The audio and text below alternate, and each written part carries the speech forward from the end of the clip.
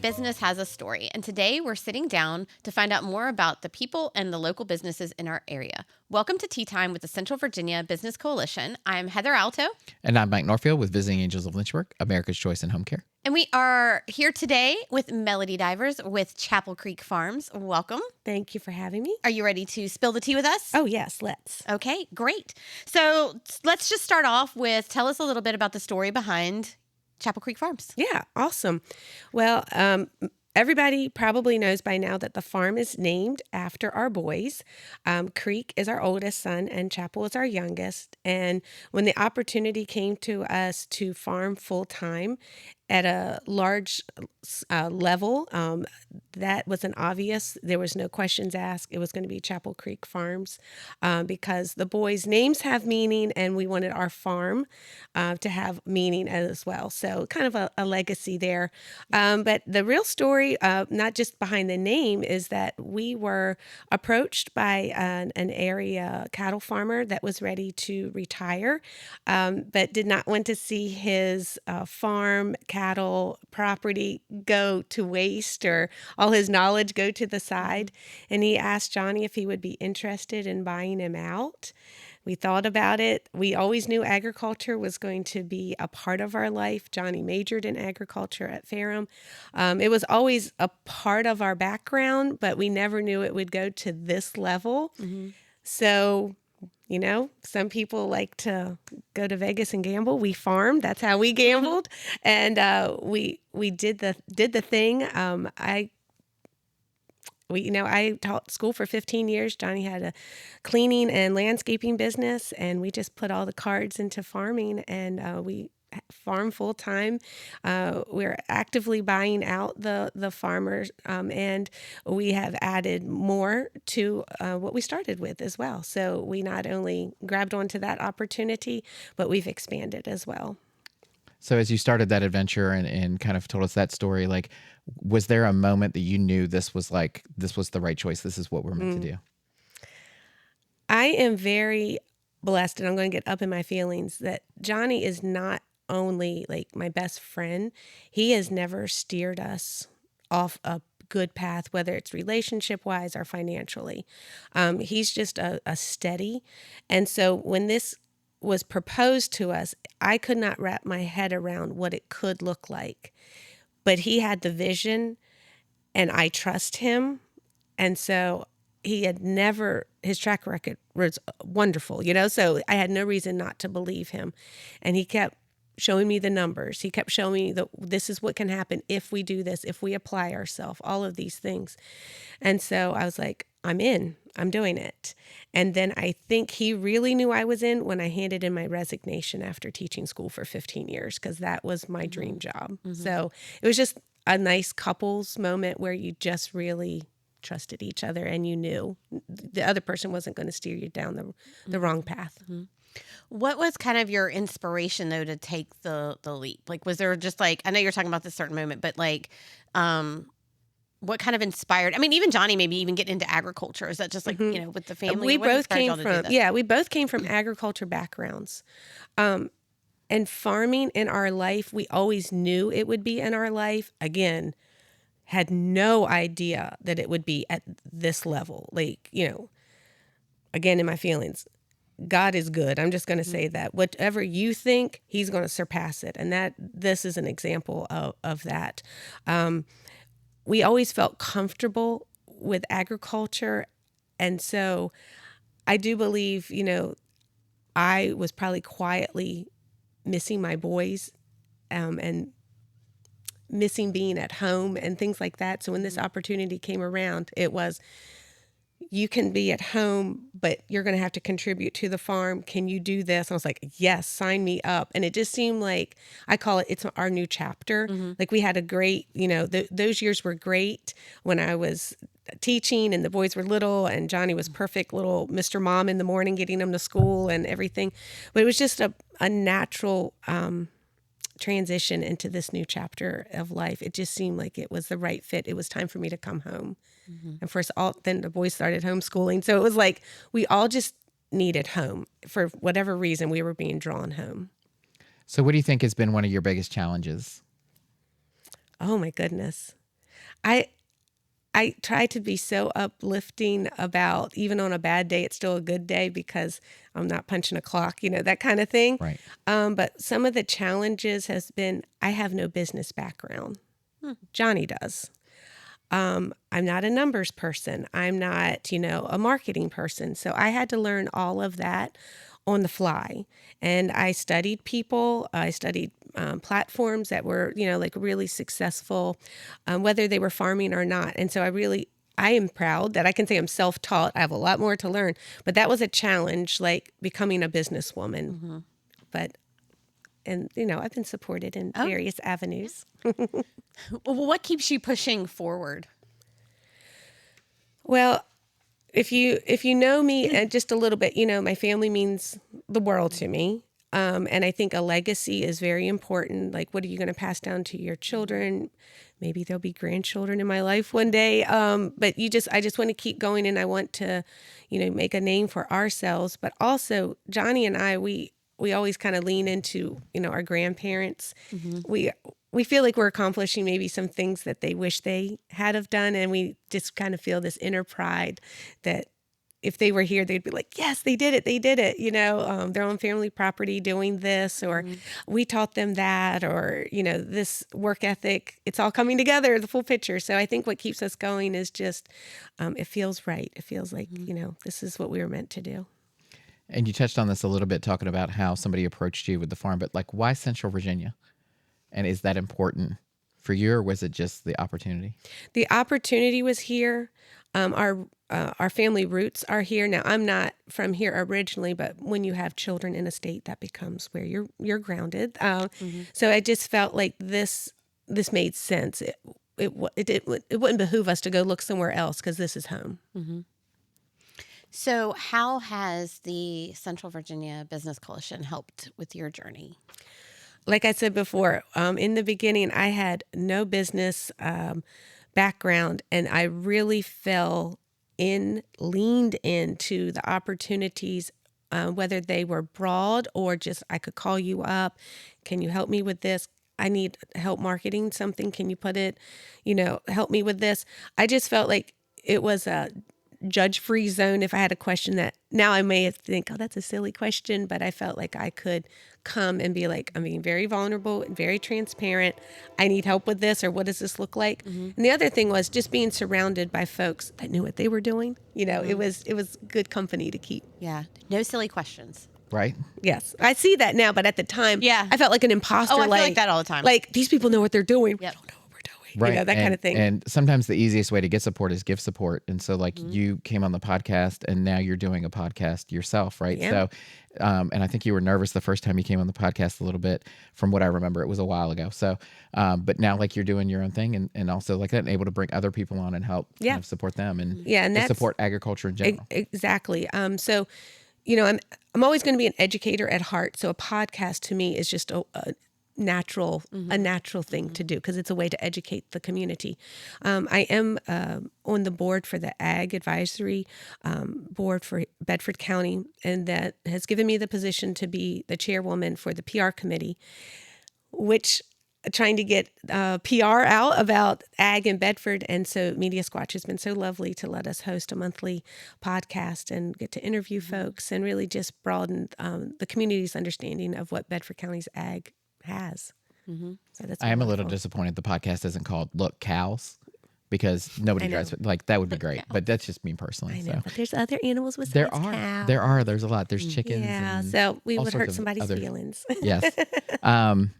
What do you appreciate about your local customers? And so from seeing Chapel Creek's Facebook and things like that, I know you have a great appreciation for your gosh, like I could cry. Like I'm being serious. Like our customers are not just in this county. We have really reached folks from Richmond, Virginia Beach, Campbell County, folks in Buena Vista, the lake.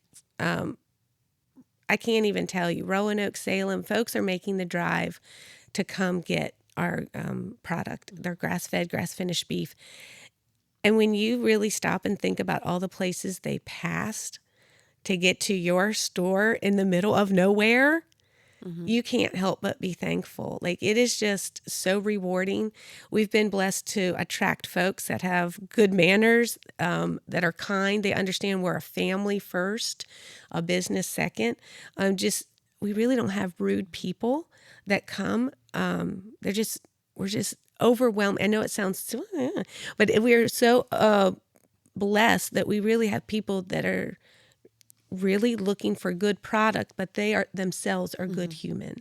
Yeah. And it's just this whole wonderful connection. So, I know we talk about with the Central Virginia Business Coalition, we're all about supporting local. Tell us, really quickly, what local products do you have that people can come out and purchase? So, we have a large cattle operation here in Bedford County. We have over 1,000 cows.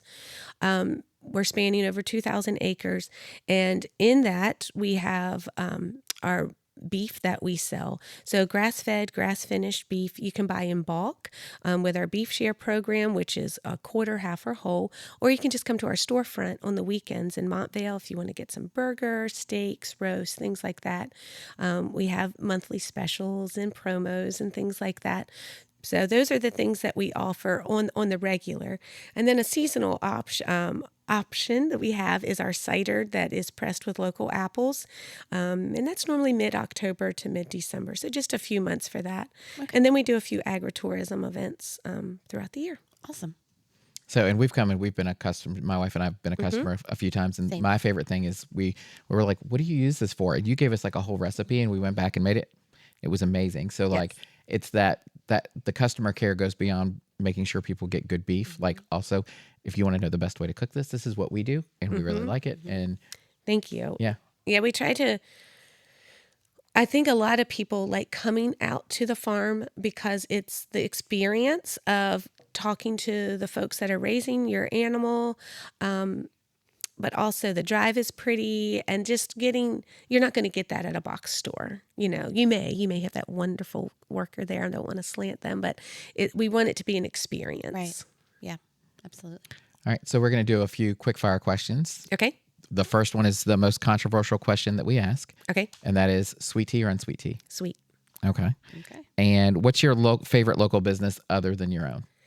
Oh, dang. I saw this last night and I'm going to have to go with our photography because they have helped us out a lot with our family photos, look super wonderful, but also for our marketing on our website. We had folks come from a substantial distance, pointed to our family picture and said, that is the reason I'm here, is because I saw you were a real family. Wow. And it was our most recent photo. So when the boys get upset, we have to do another family photo. I'm like, the website has to be updated so they know we're real and, that kind of thing. So when they said that, that really locked it in. So I'm going to give kudos to Jen. Okay. Yeah. What is the best business advice you've either given or received? The first advice when we started the beef share contract, we were told, get it in writing. So when we started doing beef shares, they said, don't do word of mouth, have it in writing. So that was very good advice. And to date, we have not had anyone back out of a beef share. We've not been stuck with it. So I thought that was good advice. We have it in writing. We accept the deposit. Last year, and we've been doing this for over 5 years, we worked with 145 families with beef shares. Wow. So take that by 5 years. Some years, that was our biggest year, but so we can safely say we've worked with, hundreds of people and no one has backed out. And I took that advice, get it in writing and make contract. The other thing that I like to say for business advice is you don't have to do everything at once or in 1 year. So Johnny and I, even small things like this is the year we're going to buy bigger freezers. All right, does that go well? All right, this is the year we're going to really spend money on our website. Okay, did that go well? So we don't try to do everything at once, but we have an end goal of this polished, curated, really great look, but also a great product. So we don't want to get too big too quick. So we want to make sure the hospitality is there, the technology is there, but we also want to make sure that the good old-fashioned conversation is there as well. So that's our advice is don't get, as my grandmother would say, don't get too big for your britches. Make sure it's slow and steady, that you have it all covered and not try to do everything at once. Because if you do, you could really mess up your time resources and your financial resources. So we want to make sure we're being good stewards of our time and money. Yeah. What do you think is the biggest myth in your industry? Yeah, I read this one to Johnny last night and we went off on a tangent. So I guess my knee jerk is when people say, must be nice. Well, it is nice, but do you know what it took to get here? And it takes a lot of hard work and behind the scenes work. And we are full-time farmers. This isn't our after work job. This isn't our weekend job. And we put all the cards on the table. So when people say it must be nice, you don't know the sacrifices. You don't just go to the store on Saturdays and clock in and sell stuff and then go. Like, you are literally creating the product yes, from start to finish. I tell people, like, I put more hours in doing this than I did teaching. And a lot of times teachers are well known for bringing work home and spending a lot of that time, their family time, on their school work. And I would say I easily spend more time on this than I did with teaching. Yeah. Okay. What is one thing you wish you had known before starting your business?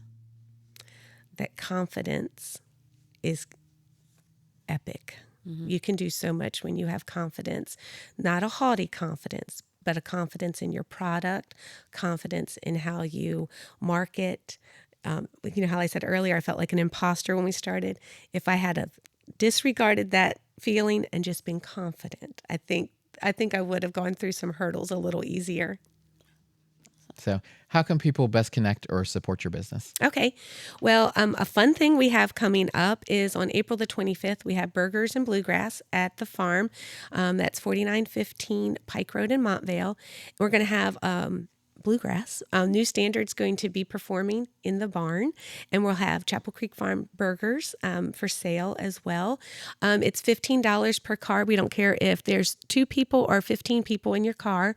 It's $15 per car. We are a real operating farm, so make sure you wear appropriate footwear. And so we'll have some local vendors. You can buy our beef in the store, but you can also just buy a burger and listen to music as well. So those are fun ways to really connect with us. But then we'll do a couple other events throughout the year, but you can always find us on social media. We have Instagram, TikTok, Facebook, website. So there's ways that you can get up with us. You kind of get to meet some of the individual cows on TikTok. Yes. And I'm not going to say that there's favorites, but you definitely have favorites because some are featured a lot more than others. Oh, yeah. Lady 791, out of 1,000 cows, she has her own ear tag that's in cursive, says Lady 791. I sent away, there is a TikToker. I'm sorry, her name is Kayla, and I don't know if it's Tennessee or Kentucky, but one of those cool states. Anyway, she has an ear tag business, and she made Lady 791's tag. She has her own tag, other than all the other cows just have numbers. So, then Freckles is also very popular, and she has photobombed several of our photos. The last time when Jen was taking our pictures, I was like, let's just go to the field where Freckles will be, because she will be showboat, and she'll show up, and sure enough, without even any treats, she just shows up, photo bombs, does her thing. That's so cool. I love that. And you did mention beef shares. Are they still available for people to contact you for? They are. We sell out pretty quickly. May is just about sold out. That's our earliest availability, but we have several spots available May through September. Okay, great. Well, thank you for joining us for Tea Time today. And thank you for joining us as well. If you are interested in finding out more about our guest or about the Central Virginia Business Coalition, or if you'd like to be a guest here on Tea Time with us, you can find out more by going to www.cvabc.org.